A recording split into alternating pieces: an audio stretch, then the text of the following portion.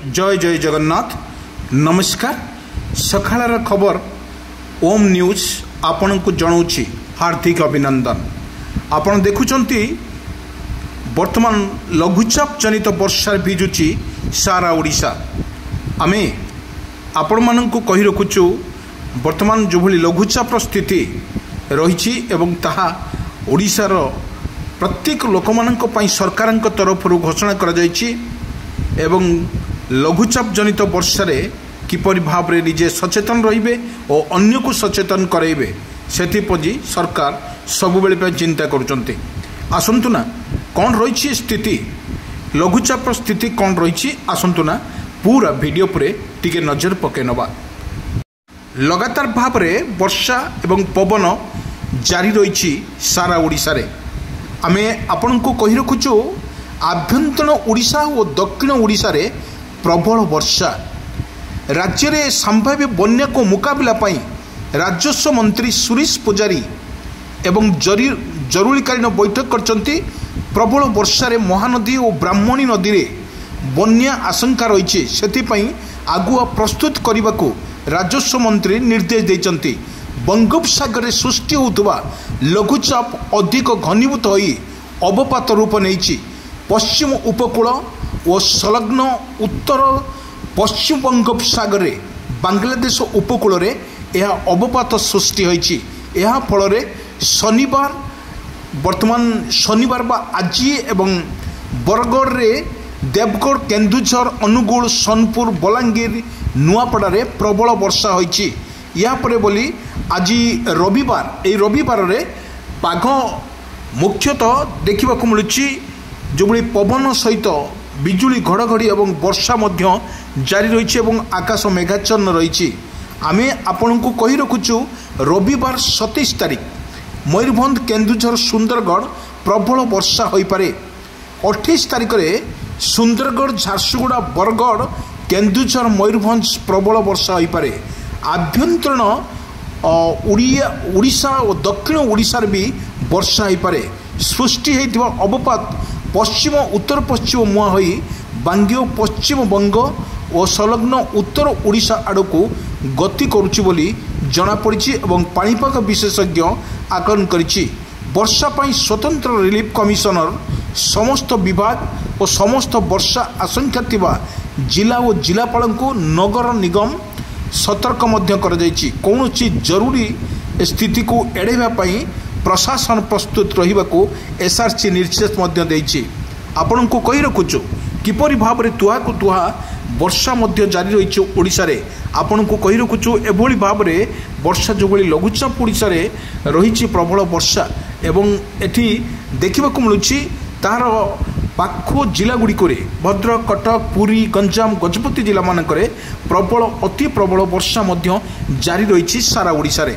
किंतु एठी आमे कहि रखुछु आपण मानकु 3 दिन पूर्वर हीराकुद रे मात्र 2टी गेट खोला जाइतिला किंतु गत 2 दिन है प्रबल वर्षा परे अधिक गेट खोला जाइछि।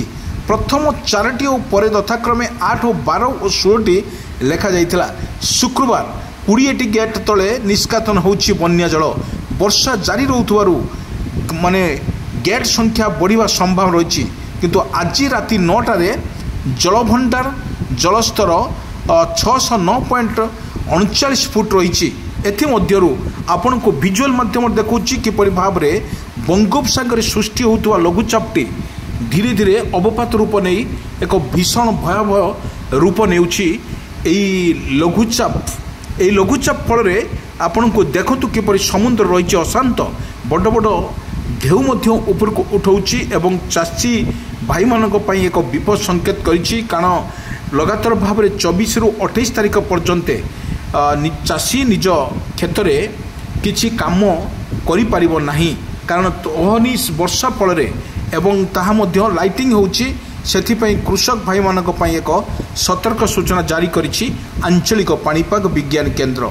आमे कहि रखुछु आपण मानकु गत 24 घंटा रे ऊपर मुंडरे 39.37 मिली वर्षा रेकर्ड करा जाइछि।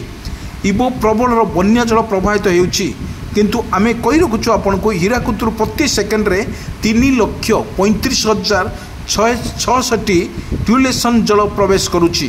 ମୋଟ 3,35,667ଟି ଟ୍ୟୁଲେଟ୍ ଜଳ ନିଷ୍କାସନ ହେଉଛି ରାତି 9ଟା ସୁଦ୍ଧା ଏବଂ ବେଲଗାଁ ଦେଇ 15.600 ପଲାର୍ସ ଦେଇ 38,452 ଖୈତାଳ ଦେଇ ଏବଂ 2,42,000 ବାରମୂଳ ଏବଂ 1,41,000 ମୁଣ୍ଡୁଳି ଦେଇ 1,84,268 ଟ୍ୟୁଲେଟ୍ ଜଳ ପ୍ରବାହିତ ହେଉଛି। କିନ୍ତୁ ଏହି ପରିପ୍ରେକ୍ଷୀରେ ଆମେ ଲଘୁଚାପ ଯେଉଁଭଳି ସୃଷ୍ଟି ହୋଇଛି ତାହା ଭୀଷଣ ଭୟଙ୍କର ରୂପ ନେବାର ଆଶଙ୍କା ରହିଛି। କିନ୍ତୁ ଏହି ପରିପ୍ରେକ୍ଷୀରେ ଆମେ କହୁଛୁ ଆପଣମାନଙ୍କୁ କିପରି ଭାବରେ ଦେଖନ୍ତୁ ଆକାଶ ମେଘାଚ୍ଛନ୍ନ ସହିତ ବର୍ଷା ମଧ୍ୟ ତୁହାକୁ ତୁହା ରହିଛି। ବର୍ଷା ମଧ୍ୟ ରହୁଥିବା ବେଳେ ଆମେ ଆପଣଙ୍କୁ ଭିଜୁଆଲ୍ ଦେଖାଉଛୁ କିପରି ଭାବରେ ଏହା ରହିଛି। ଲଘୁଚାପ ଜନିତ ବର୍ଷାର ପବନର ବେଗ ମାତ୍ର 40ରୁ 50 କିଲୋମିଟର ଥିଲା ଭଳି ଜଣାପଡ଼ୁଛି। କିନ୍ତୁ ଆମେ ଆପଣଙ୍କୁ କହି ରଖୁଛୁ କିପରି ଏଇ ଯେଉଁ ରହିଛି ଆପଣଙ୍କୁ କହୁଛି ମହାନଦୀର ଠାରେ ଏକ ଜଳସ୍ତର ବିପଦ ସଂକେତକୁ ପ୍ରାୟ 2.5 ମିଟର ତଳେ ପ୍ରବାହିତ ହେଉଛି। ବ୍ରାହ୍ମଣୀ ନଦୀର ଯେଉଁଭଳି ବ୍ରାହ୍ମଣୀ ନଦୀ କଥା କହିବା ବନ୍ୟା ପ୍ରାୟ ପାଖାପାଖି ଲଗାତାର ବର୍ଷା ଫଳରେ ସମସ୍ତ ନଦୀ ଗୁଡ଼ିକ ସବୁ ଜଳବନ୍ନ ହୋଇଛି।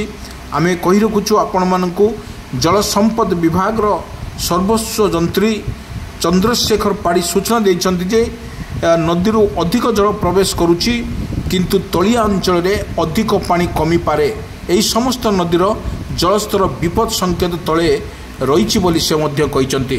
ଲଗାତାର ଭାବରେ ଯଦି ଆମେ କହିପାରିବା ଯେଉଁଭଳି ଭାବରେ ଓଡ଼ିଶାରେ ପ୍ରବାହିତ ହେଉଥିବା ଯେଉଁ ବନ୍ୟା ଜଳ ପ୍ରବାହିତ ହେଉଛି ଏବଂ ତୁହାକୁ ତୁହା ବର୍ଷା ମଧ୍ୟ ଜାରି ରହିଛି। ଆପଣମାନଙ୍କୁ ଦେଖୁଥିବେ ସକାଳର ଦୃଶ୍ୟ, ଏ ଦୃଶ୍ୟ ଲଗାତାର ଭାବରେ ବର୍ଷା ମଧ୍ୟ ଜାରି ରହିଛି ତା ସ୍ପଷ୍ଟ ଚିତ୍ର ବାରି ହେଉଛି।